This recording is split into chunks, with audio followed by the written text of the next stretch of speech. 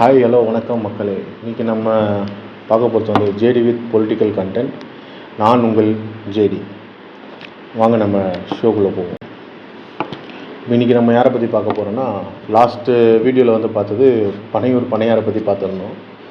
இந்த வீடியோவில் நம்ம யாரை பற்றி பார்க்க போகிறோம்னு பார்த்தீங்கன்னா, செந்தமிழ் சீமான் அவரை பற்றி தான் பார்க்க போகிறோம். அதாவது அவர் செந்தமிழ் சீமான் சொல்கிறதுக்கு வந்து பொய்க்கதை அரக்கன் அப்படின்னு சொல்லலாம்.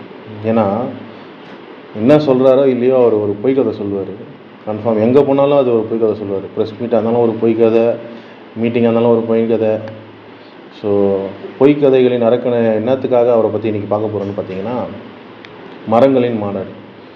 ஃபஸ்ட்டு சீமான் யாருன்றதை பார்த்துருவோம், அப்புறம் வந்து மரங்களின் மாநாடை பற்றி பார்ப்போம். சீமான் அவர் வந்து பார்த்திங்கன்னா 8 நவம்பர் 1966 வந்து பிறக்கிறாரு. அரையனூர் சிவகங்கை டிஸ்ட்ரிக்டில் அரையனூர்ன்ற ஒரு ஊரில் வந்து அவர் பிறக்கிறாரு. யாருக்கு பிறக்கிறாருன்னு பார்த்தீங்கன்னா, செந்தமிழன் அண்ணாள் அம்மாள் என்ற உங்களுக்கு பிறக்கிறாரு. ஸோ அதனால தான் அவருக்கு வந்து செந்தமிழ் சீமான் அப்படின்னு சொல்லி வருது. இவர் வந்து கரெக்டாக வந்து பார்த்திங்கன்னா, இலங்கையில் உள்நாட்டு வார் நடக்கிறப்போ, அது முடிகிறப்போ கரெக்டாக அவர் வந்து 18 மே 2009 இது நாம் தமிழர் இயக்கம் அப்படின்னு சொல்லி ஒன்று ஸ்டார்ட் பண்ணுறாரு. ஸோ அது நாளடைவில் பார்த்திங்கன்னா நாம் தமிழர் கட்சியாக மாற்றப்படுது. ஸோ இதுதான் இவரோட ஃபுல் டீட்டெயில். ஸோ இதுக்கப்புறம் வந்து நம்ம அந்த மரங்கள் மாநாடை பற்றி உள்ளே போவோம். மரங்கள் மாநாடு அது உள்ளே போனோன்னே பார்த்தீங்கன்னா, ஃபஸ்ட்டு அவர் கலாய்கிறது யாருன்னு பார்த்தீங்கன்னா, அவருடைய தம்பி, ஆருயிர் தம்பி பனையூர் பண்ணையாரை தான் ஃபஸ்ட்டு வச்சு செய்கிறாரு. ஃபஸ்ட்டு வச்சு செய்கிறதே வந்து பார்த்திங்கன்னா, அவர் அதில் வந்து சிங்கம் கர்ஜிக்கத்தை பற்றி பேசினார். அதனால் இவர் உடனே புலி, ஏன்னா இவர் எப்படியும் புலிகள் படை வரல, அதனால் புலிகள் காட்டுக்குள் வந்தவுடன் ஒரு அணில் கூட காணப்படவில்லையே அப்படின்னு தான் ஸ்டார்ட் பண்ணுறாரு. இப்படி வந்து அவர் வந்து அவங்க தம்பியை வந்து கலாய்ப்பாருன்னு யாருமே எதிர்பார்க்கல. ஏன்னா இதோட முடிக்கல அவர். அடுத்தது வந்து என்ன சொல்கிறாருன்னா, நீங்கள் நடித்தால் நோட்டு தருவோம் வாழ்வதற்கு, நீங்கள் நடிப்பதை நிறுத்தினால் ஓட்டு தருவோம் மக்களை ஆள்வதற்கு அப்படின்னு சொல்லி. ஏன்னா இவங்க வந்து எதுகை முனை தான் வச்சு, இவங்களும் சரி டிவிக்கும் சரி எதுகை முனை தான் வச்சு விளாண்டுக்கிறாங்க. இவங்க வந்து கட்சி நடத்துறது எதுக்குன்னு பார்த்தீங்கன்னா, மீதி டிஎம்கே ஏடிஎம்கேலாம் வந்து இவங்ககிட்ட அந்த எதுகை முனையில் வந்து தோற்றுருவாங்க. ஏன்னா அவ்வளோ எதுகை முனை. சந்திரன் வருகிறார், சூரியன் மறுகிறது, வருக வருக கொடியேற்றி தருக தருகன்னு டிவிகேயில் சொல்கிறாங்க. இவர் வந்து பார்த்திங்கன்னா பயங்கரமான எதுகை முனைகளாக இவங்க சொல்லுவாங்க. அதனால் இவங்களுக்குள்ளே தான் போட்டி. இந்த டிவிகே டிஎம்கேலாம் போட்டி இல்லை. எனக்கு தெரிஞ்சு டிவிகேவும் என்டிகேக்கு தான் போட்டியாக இருக்கும். இவங்களுக்குள்ளே அந்த எதுகை முனை போட்டி வச்சு இவங்க லைஃப்பை வந்து இந்த பொலிட்டிக்கல் இதை வந்து அதில் தான் ஓட்ட போகிறாங்க. அதுதான் இவங்களுடைய இது. அடுத்தது வந்து பார்த்திங்கன்னா, அவர் அதை முடித்தோடனையும் அடுத்து வந்து எதுக்காக அந்த மரங்கள் மாநாடு நடத்தினார், அதுதான் மெயின் கண்டென்ட்டு. அந்த மரங்கள் மாநாடு நடத்துறது வந்து பார்த்திங்கன்னா, மரங்களை வெட்டக்கூடாது, மரங்களை அழிக்கக்கூடாதுன்றது வந்து ஒரு சூப்பரான ஒரு கண்டென்ட்டு. அதை பேஸ் பண்ணி தான் அந்த மரங்கள் மாநாடு. அவர் அந்த மரங்கள் மாநாடு மாதிரி முன்னாடி ஒரு மாடுகள் மாநாடுன்னு ஒன்று நடத்தினார். ஏன்னா இவர் கொஞ்சம் க்ரியேட்டிவிட்டியாக திங்க் பண்ணுற ஆள். ஏன்னா இவர் வந்து மக்கள்கிட்ட பேசி பேசி போர் வச்சிச்சு. எவனும் ஓட்டு போட போகிறது இல்லை. இருக்கிற ஒரு 11% ஓட்டு அதையும் இப்போ விஜய் வந்து பாதி பிரித்து எடுத்துன்னு போயிட்டார். அதனால் மீதி இருக்கிற மக்களுக்கும் இவர் போய் சொல்லி ஓட்டு திரும்பி அப்படியே அவன் போடுறவன் தான். அதனால் இவர் வந்து எதுக்கு நம்ம மக்கள்கிட்ட பேசணும் அப்படின்னு சொல்லிட்டு இப்போ என்ன பண்ணுறாருன்னா, மாடுங்க மாநாடு, மரங்கள் மாநாடு அப்படின்னு நடத்துகிறாரு. இந்த மரங்கள் மாநாடு வந்து ஒரு நல்ல விஷயத்துக்காக நடத்தினார். மரங்களை அழிக்கக்கூடாது, மரங்களை வெட்டக்கூடாது, மரங்களை நம்ம தான் பாதுகாக்கணும் அப்படின்னு சொல்லி பண்ணார். ஆனால் அவ்வளோ பண்ணால் அவர் வந்து அவர் நின்று பேசின ஸ்டேஜ் பார்த்து பார்த்தீங்கன்னா, மரங்களை அழித்து அதில் செஞ்ச ஸ்டேஜில் தான் அவர் நின்று அங்கே பேசுகிறாரு. சரி, ஸ்டேஜோடு நிற்குதான்னு பார்த்தா மைக் ஸ்டாண்டு, போடியம்னு சொல்லுவாங்களே, அந்த போடியம் வந்து பார்த்திங்கன்னா அந்த மரத்தை அழித்து செஞ்ச போடியமில் தான் நின்று பேசுகிறாரு. இவ்வளோ பண்ணிவிட்டு இதை பார்க்காத பண்ணி என்ன பிரயோஜனம் அது? எதுக்காக இதை வந்து அவர் அப்புறம் நடத்துகிறாரு?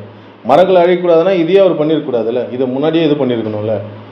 இவ்வளோ ஒரு கேர்லெஸ்ஸாக இருந்து வேஸ்ட்டில் இப்போ அது அவர் நடத்துனதுக்கே. அதேமாரி பார்த்தீங்கன்னா மரங்கள் மாநாடுன்னு சொன்னோன்னே போயிட்டு மரத்து கூட ஃபோட்டோ எடுத்தா இருப்பாங்க. அந்த மாதிரி ஃபோட்டோ யாரும் எடுத்துருக்க மாட்டாங்க. நான் இது கட்டி பிடிச்சின்னு கட்டி பிடிச்சின்னு முத்தம் கொடுக்குறாரு. என்ன மாதிரியான ஃபோட்டோ? ஃபுல்லாக ஃபோட்டோ ஷூட்டு தான். ஏன்னா இதுக்கு முன்னாடி எடுத்துருக்க மாட்டார் அவர்.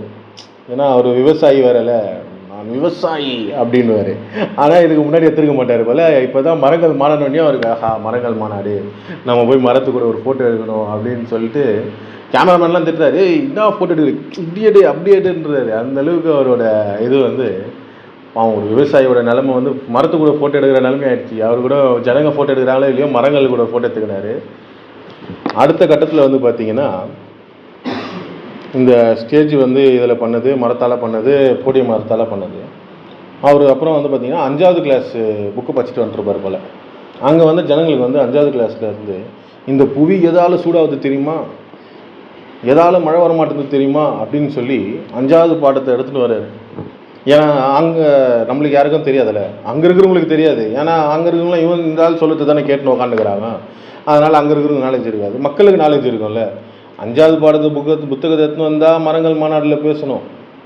அங்கே வந்துட்டு புவி எதால் சூடாகுது, ஏன் மழை வர மாட்டேங்குது, புகை போய் ஓசோன் லேயரை வந்து அடிச்சுக்கின்னு அதனால தான் மழை வர மாட்டேங்குது அப்படின்னு சொல்கிறாரு.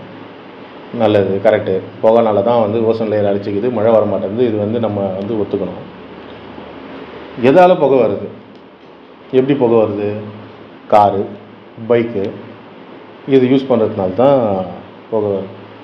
அண்ணன் என்ன யூஸ் பண்ணுறாரு? அண்ணன் யூஸ் பண்ணுறதே காரு தான். இவர் என்ன பண்ணியிருக்கணும்? கார்லாம் யூஸ் பண்ணாமல். அண்ணன் மெயினாக மாநாடுக்கு வந்ததே கேரவனில் தான் வராரு. அவ்வளோ இதில் வராது. ஏன்னா கேரவனில் புகை வராது, காரில் தானே புகை வரும். கேரவனில் புகை வராது. அதனால் கேரவனில் வந்து இறங்குறாரு. கேரவனில் வந்து இறங்கி பயங்கரமாக பண்ணுறாரு. நான் என்ன கேட்குறேன், இந்த காரு இதிலலாம் வராமல், கேரவனில் வராமல், ஒரு சைக்கிளில் இல்லை செந்தமிழ் சீமான் வேற இல்லை, ஒரு மாட்டு வண்டியில் வந்துட்டு உங்கள் கட்சி தொண்டர்களை வந்து யாரும் காரில் வராதிங்க, பஸ்ஸில் வராதிங்க, சைக்கிளில் வாங்க, இல்லை வேறு எப்படியா நடந்து கூட வாங்கன்னு சொல்லி அதுக்கப்புறம் நீ வந்துட்டு இந்த டைலாக்லாம் சொல்லியிருந்தா நாங்களே வந்து கைத்தட்டி, ஏன்னா நீங்களே வந்து உங்கள் ஜனங்களை கைத்தட்டுறதுக்கு சொல்லிட்டு இப்படி ஒரு கை தட்டுவீங்க பாருங்க, அந்த மாதிரி தட்டாமல் நாங்களே தட்டியிருப்போம். எல்லாத்தையும் நீங்களே பண்ணிட்டு அதுக்கப்புறம் இதை பண்ணக்கூடாது, அதை பண்ணக்கூடாது, இப்படி பண்ணக்கூடாது, அப்படி பண்ணக்கூடாதுன்னு ஒரு டைலாக் வேறு. அதுக்கப்புறம் நம்ம என்ன சுவாசிக்கிறோம், அடுத்த கண்டென்ட் போகிறேன். ஏன்னா அவர் அடுத்தது இதை அப்படியே கண்டினியூ தான் பண்ணார். இன்னும் சுவாசிக்கிறோம், ஆக்சிஜன் சுவாசிக்கிறோம். நம்ம சுவாசித்து வெளியே விடுற மூச்சை தான் வந்து மரம் சுவாசித்து திரும்பி நம்மளுக்கு வந்து காற்று தருதுன்னு ஒரு இதுதான் எதாவது ஃபுல்லாக 5வது பாடத்தில் வர இதை படிச்சுட்டு இங்கே வந்து வரும்போது ஏதாவது படிச்சுட்டு வந்துருப்பார் போல். மாற்றி எவனா புக்கு கொடுக்கறதுக்கு 5வது பாடம் புக்கு கொடுத்துட்ருப்போம். அதை படிச்சுட்டு வந்துட்டு சரி ஓகே இது வந்து என்விரான்மெண்ட் கேட்டிருப்பாரு, இவங்க 5வது பாடம் புக்கு கொடுத்துட்ருப்பாங்க மாற்றி.